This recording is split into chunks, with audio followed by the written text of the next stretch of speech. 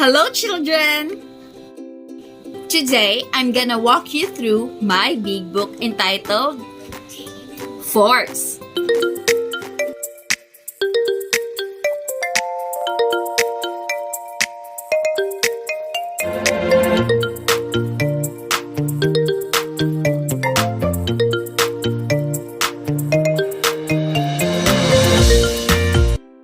I hope that you are going to learn something from it.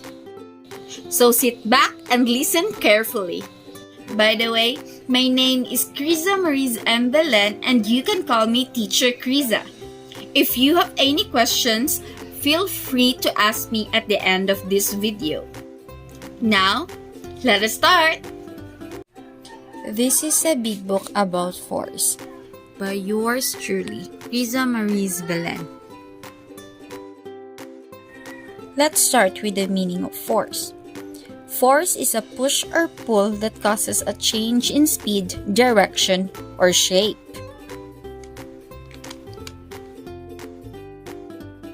Pull force is a force moving something towards you, while a push force is a force moving something away from you. Now, as you can see in this picture, this is both example of a pull force. You can see that the boy is pulling the wagon and the other boy is pulling the girl's hair. Now, in this two picture, it shows push force. As you can see, the mother is pushing her baby and the brother is pushing his little brother's car. Now, this here is the 8 types of force: friction, normal, applied, spring, gravity, drag, magnetic, and electric force. Those forces divided into 2 classifications: the contact force and the non-contact force. Contact force is any force that requires contact to occur. This includes the friction force, normal force, applied force, spring force, and the drag force. Non-contact force, on the other hand, is forces that act between 2 objects that are not physically touching each other. The force that belongs to non-contact force are electric force, magnet force, and gravity force. Let's take a further look on friction force. Friction force is exerted by a surface as an object moves across it or makes an effort to move across it. It is always acts parallel to the surface in contact and opposite the direction of motion. As you can see in the picture, the example of friction force are this man rolling his cart, the girl sliding the slide, and this another boy sliding slide. In the picture that I've shown you, all of them is exerting force on the object as they are trying to move across it. Let's move on to normal force. Normal force is the effort force exerted upon an object that is in contact with another stable object. As you can see in the picture, a girl sitting in a chair, a book that is on the table, and a vase that is on the table as well. Normal force is what makes them stay where they are and prevents them from falling to the ground. Applied force. It is a force applied to an object by another object or by a person. The direction of the applied force depends on how the force is applied. So an example of this is a boy batting his ball and a boy kicking his soccer ball. Now always remember the direction of the applied force depends on how the force is applied. So for example here, when the boy exerted more force, the farther the ball is.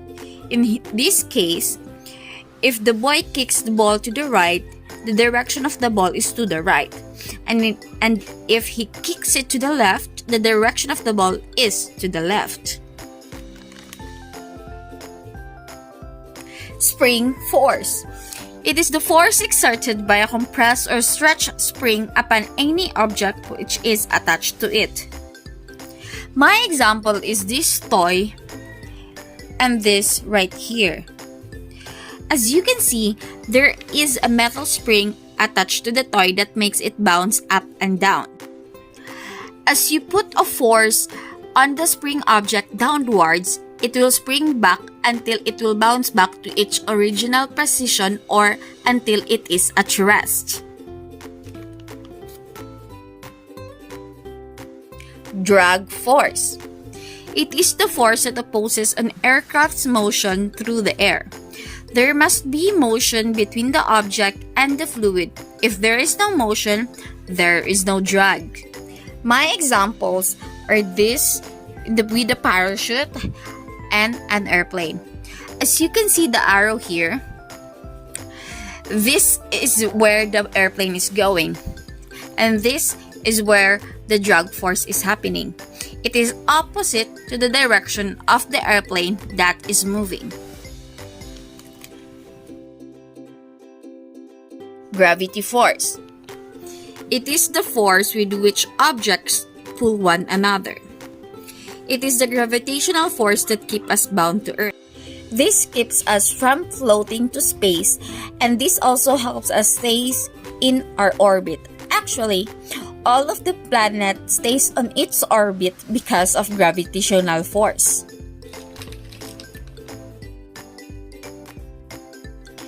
Magnetic force. It is the force exerted by magnets on each other and metallic substances, just like in my examples here. The coins are attracted to the magnet, such as the paper clips as well, because there is metal in them.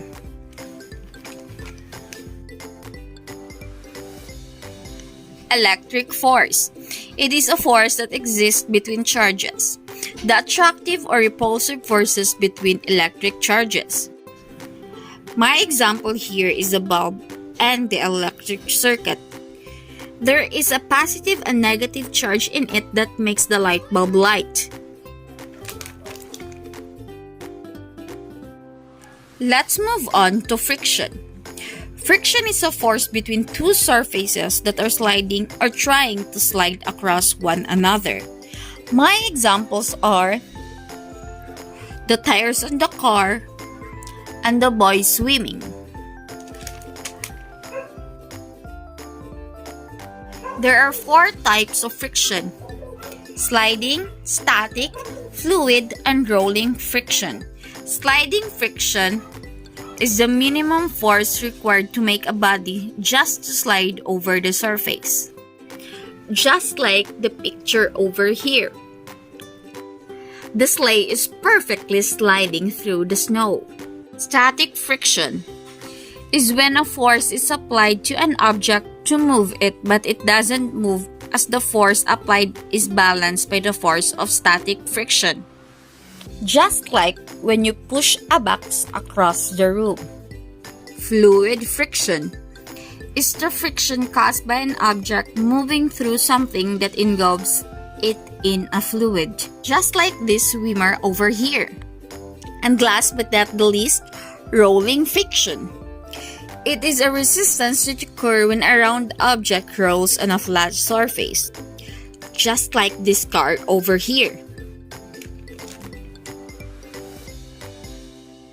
Now, there are advantages of friction. First, friction enables us to walk without slipping.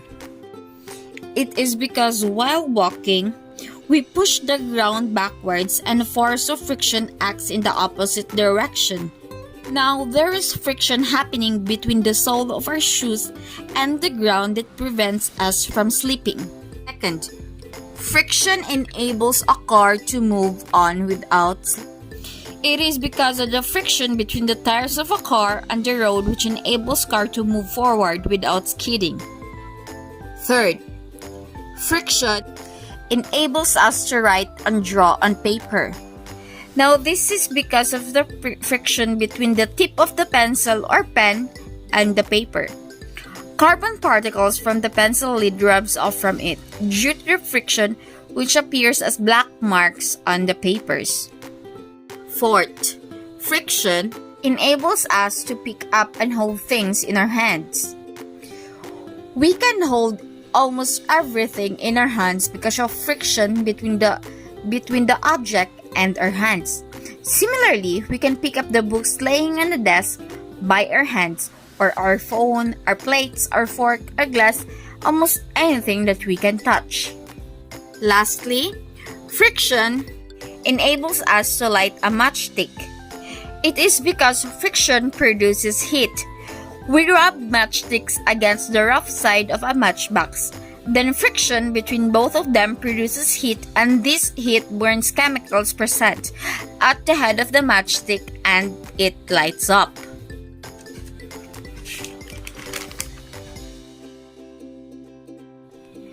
When there is advantages, there is also disadvantages of friction.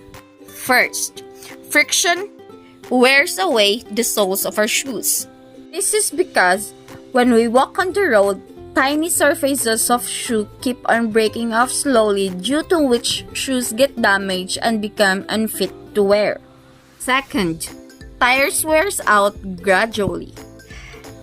Like the shoes, tiny particles of tires also break down due to friction when they run on roads. The same thing also applies to bicycles or anything with a tire on. Third, wears out the brakes pad of vehicles. This is because brake pad is made of rubber.